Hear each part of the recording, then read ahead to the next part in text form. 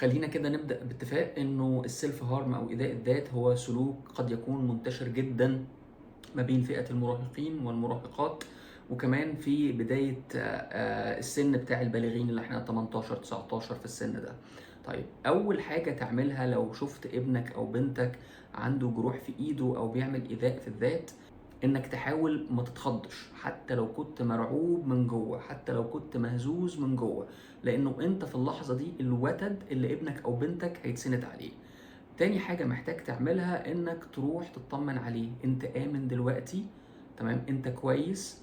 وابدأ بدل ما الومه انت عملت كده ليه، او ايه اللي حصل خلاك تعمل كده، او احنا مقصرين ايه علشان انت تعمل في نفسك كده، اني ابدأ اقول له انا واخد بالي انك متألم دلوقتي، انا عارف انه في حاجات كتير ممكن تكون خلتك تعمل كده دلوقتي، لكن دلوقتي سلامتك الشخصية اهم.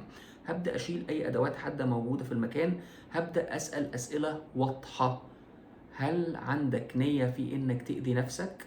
فكرة ان اسأل على سلوك زي ده مش هتزود نسبة حدوثه. وبعدين بعد ما اعمل الاسعافات الاولية المطلوبة، تمام، هبدأ اقعد معاه واتفق معاه على خطة سلامة في حالة انه تجيلك هذه الفكرة الملحة.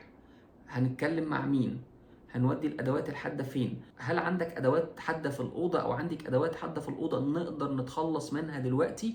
هبدأ اعمل خطة مفصلة للامان.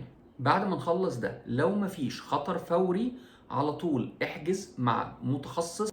هل هناك شيء ما او اضطراب ما ادى الى هذا السلوك، ولا تعتبر ده انه ده سلوك عابر او انه مش هيتكرر. غالبا المراهق ده او البنت دي او الشخص ده بيمر بتجربة مشاعرية صعبة مش عارف يعبر عنها، وسلوك إيذاء الذات ما هو إلا محاولة، تمام، لطلب المساعدة، ولكن قد يكون بيطلبها بطريقة مؤلمة أو طريقة خاطئة.